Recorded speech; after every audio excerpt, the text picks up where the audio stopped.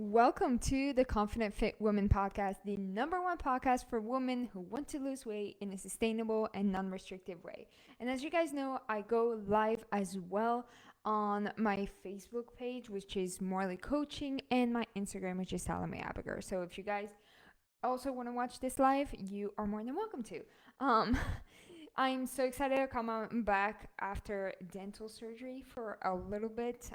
Last Thursday I had dental surgery, so I've been taking it easy and haven't been able to do a bunch of stuff, but I'm so excited to be back. And today I'm actually really happy to talk about overcoming emotional eating and the strategies for success that come with it, because I feel like a lot of people lately have been struggling with emotional eating and that like seasonal depression that's coming up to the end as March is coming in. So yes, like let's talk about that. Okay, it's a very common response for stress, for boredom, for sadness, or even other emotions where you tend to use food as a way to cope with your feelings rather than satisfy your actual physical hunger. Okay. Now, because starting your fitness journey can be super overwhelming, I've been talking to a couple ladies as well, and they're like, I don't know how to get started. I don't know where to get started. Everybody says different things. What I have done is I've made it so simple for you. I've created a free cheat sheet that will help you lose 20 pounds off at home. As soon as you pay attention to everything and you apply everything, I promise you, you will lose weight. Okay, so if you want a copy of it, make sure to drop me below this video, or again, send me a message on my Instagram and I'll drop it into your messenger. My gift to you for listening to this podcast and watching this video. Now, if you're watching me for the first time and you have no idea who I am, my name is Salome. Over the last 4 years, I've had the amazing pleasure to help over 200 women lose an average of 27 pounds in the first 90 days with my program called The Dangerous Divas by Morley Coaching. And in every single video that you see, every workout episode, I want to really give you a quick weight loss tip that you can implement immediately into your health and fitness journey and give you the knowledge that you need to be successful forever. And today we're going to talk about emotional eating, because it's a very common response for any type of emotions rather than hunger, what it really is about. Okay, so let's talk about it. Now, emotional eating, while it may provide you some temporary comfort, it often leads to you feeling guilty, to shame, to sabotages in your weight loss efforts, right? However, if you have gone through this and you know exactly what I'm talking about, with awareness and with effective strategies, it is possible 100% to overcome those emotional eating and develop a much healthier relationship with food, which at the end of the day, if this is your health and fitness goals and you want to lose the weight and be as healthy as possible for your family and for your kids, you want to really focus on your relationship with food so you can teach your kids, so you can be a good role model, and just yourself have a healthier relationship. So let's talk about it.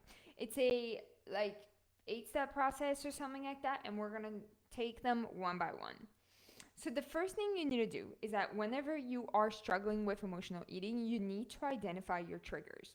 The first step to overcoming emotional eating is to identify your triggers. So you need to pay attention to the emotions, to the situations, the circumstances that lead you to reaching out for that food. Okay, and then keep a food diary and like keep track of your eating habits and the feelings that are associated with it. Identify those triggers that allow you to develop your coping mechanism without it, and strategies of underlying those emotions, because at the end of the day, those emotions are something else, and we need to focus on these emotions rather than what the food is all about, right? So pay attention to what you're eating and the emotions that are related to it. Second thing is practice mindful eating.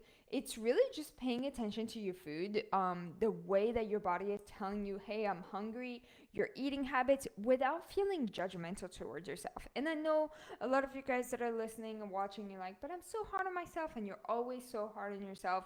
But honestly, just be mindful of what you're putting in your mouth. Literally, like before eating, take a moment to assess your hunger levels and identify, am I eating out as of like I'm actually hungry and it's physical hunger, or is it emotional triggers? And then when you do eat slowly, savor every single one of your bites, and pay attention to how those foods make you feel different, both physically and emotionally. Okay? Number 3 is finding healthy coping mechanisms. Instead of turning to food for comfort, find alternative coping mechanisms to manage your emotions. For me, it's anything to distract me. Going for a walk, practicing yoga, journaling, meditating, talking to a friend or a therapist, or folding laundry. Like literally, any activities that keep your mind away from it and fulfill you emotionally is going to be best and provide that genuine comfort without you relying on food. I love to go for a workout or a walk in nature outside. It's really awesome and you kind of just get it out. Number 4 is building emotional awareness. It's very essential that you are aware of your emotions when you are overcoming emotional eating. So take the time to check in with yourself regularly, weekly, daily even, and identify your feelings. Like practice labeling your emotions and expressing them in healthy ways rather than suppressing them and numbing them with food.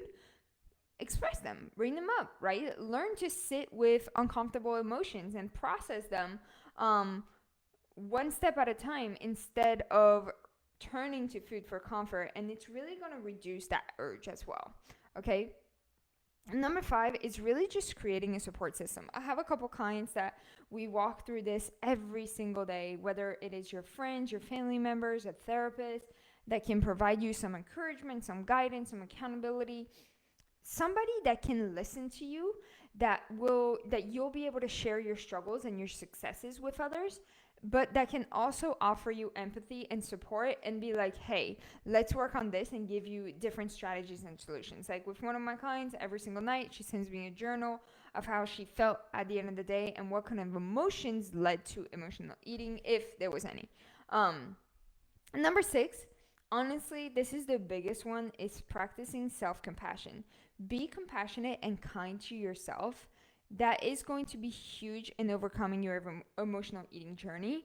Recognize that it is going to take time to break free from these efforts, and setbacks are absolutely natural part of the process, right?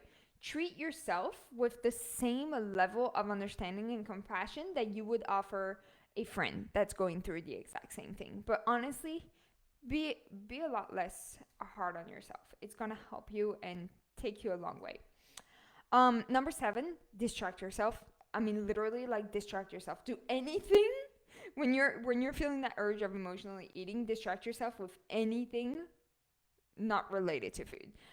Whether it's a hobby, exercise, creative, like painting, I don't know, gardening, whatever it is that you turn your mind and your shift away from your food and something that is positive and fulfilling. Creating that distance and making it harder on yourself to emotionally eat is going to be such a big thing, and it's going to reduce that intensity of that urge of food.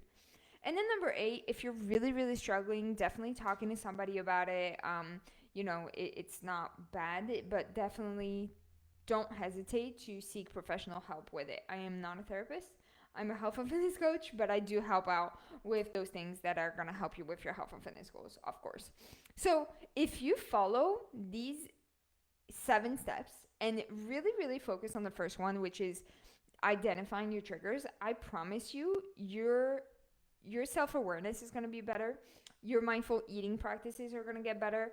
And your coping mechanism and the support from others are going to help you get a better relationship with food. Because at the end of the day, to break free from it, of that cycle of an emotional eating, it's having a better relationship with food and your emotions. It's not just one or the other. It's definitely a part of your emotions as well. And knowing what is triggering it. Okay? I hope this helped. I hope I made sense. If you are still confused and you're overwhelmed with where to get started in your health and fitness journey, I have created a free cheat sheet that will help you lose 20 pounds all from home. So if you want a copy of it, it's absolutely free. Drop me below this video right now and I'll drop it into your messenger. My gift to you for listening to me, and I hope you got some value out of this. I will talk to you guys soon. Peace.